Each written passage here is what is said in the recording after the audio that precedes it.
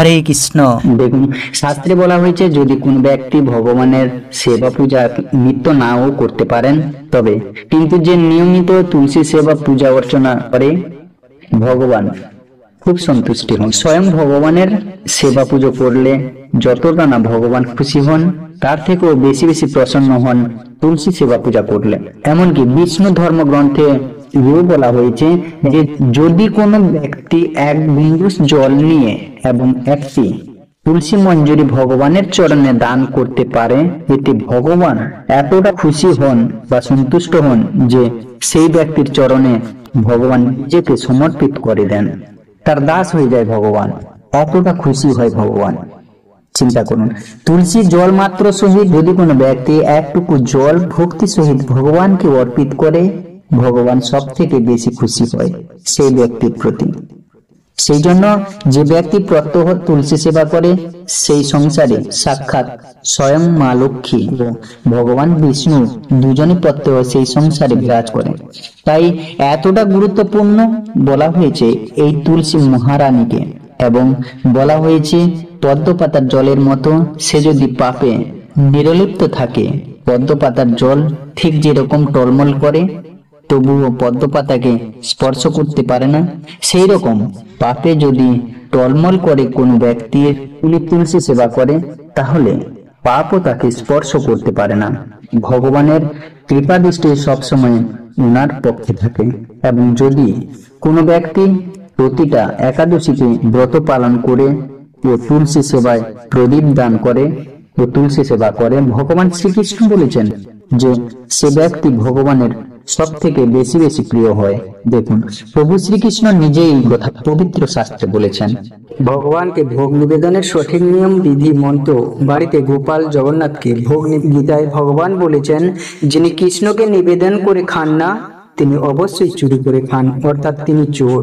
তাহলে আমাদের সবার উচিত কৃষ্ণকে নিবেদন করে খাওয়া, মানে প্রসাদ খাওয়া। এখন প্রশ্ন হতে পারে আমরা কিভাবে সংক্ষেপে ভগবানকে ভোগ নিবেদন করব। যান্ত্রিক যুগে আমরা অনেক ব্যস্ত কর্মমুখী মানুষ, সকালে আমাদের অনেক তাড়া থাকে। এমত অবস্থায় কিভাবে তাড়াহুড়োয় আমি ভগবানকে ভোগ লাগাবো? আসলে সরাসরি ভগবানের ভোগ নিবেদন করার মতো সামর্থ্য বা যোগ্যতা কোনোটাই আমার নাই। তাই ভক্তরা গুরুদেবের মাধ্যমে ভগবানকে ভোগ নিবেদন করে থাকেন। প্রথমে সিংহাসনের সামনে ভগবান এবং গুরুদেবের জন্য দুটো আসন পেতে দিতে হবে। এরপর আচমন পাত্র দিয়ে গুরুদেব এবং ভগবানকে আচমন করাতে হবে। এতে করে ভগবান এবং গুরু মহারাজের হাত মুখ ধোয়ানো হয়ে যাবে। তুলসী পত্র দেওয়া জল এবং ভোগের থালাটা ভগবানের সামনে এর মাধ্যমে প্রতিটি পদে একটু একটু করে জল দিতে হবে।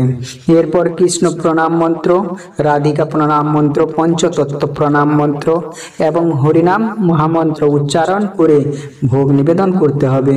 যারা দীক্ষিত ভক্ত, বিশেষ করে ব্রাহ্মণ দীক্ষিত ভক্ত, তাদের ক্ষেত্রে নিবেদনের বিশেষ মন্ত্র আছে।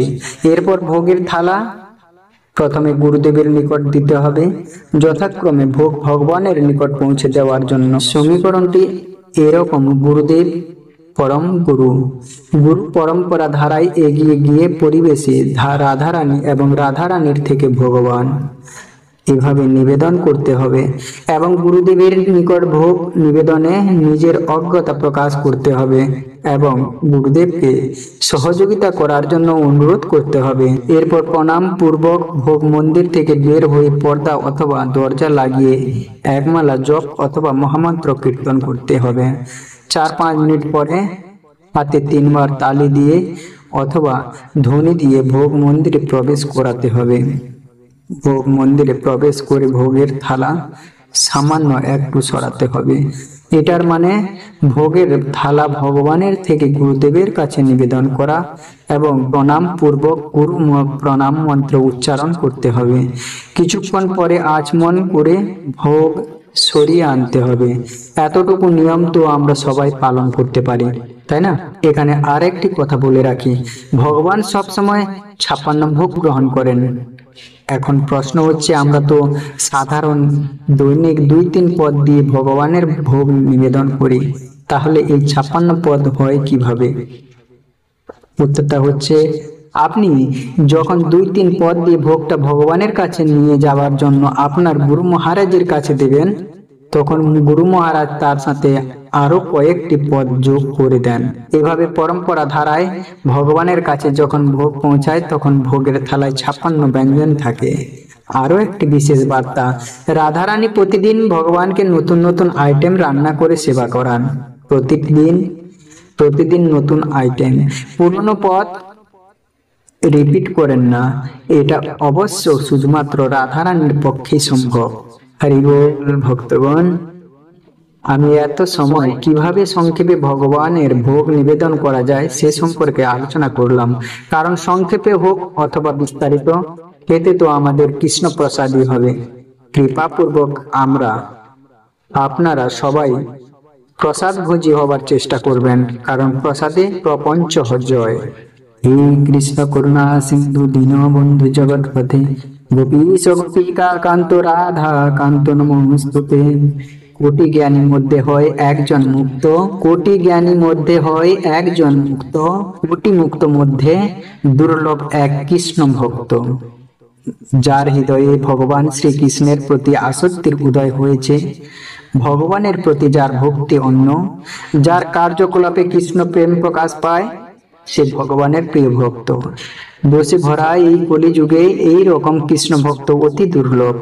এইরকম ভক্তের দ্বারা নিজ কুল তথা সমগ্র জগতের কল্যাণ সাধিত হয়।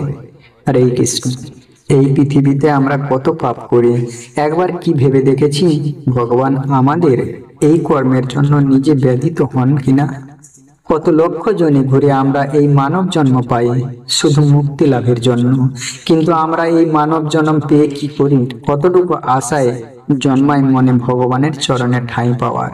ভগবান আমাদের যেই কর্ম করতে পাঠিয়েছেন আমরা কতটুকু পালন করছি? এইসব প্রশ্ন যখন নিজেকে করি বা করবেন, তখন দেখবেন এবং বুঝবেন ভগবানও আমাদের জন্য কষ্ট পান এবং তিনিও ব্যথিত হন প্রতিনিয়ত। তাই ভক্তবৃন্দগণ, সবাই আজকে থেকে নিজেকে পরিবর্তন করি, সর্বদা চেষ্টা করি ভগবানের পথে নিজেকে সর্বদা নিয়োজিত রাখতে। তার জন্য নিয়মিত জপ করতে হবে এবং কীর্তন করতে হবে।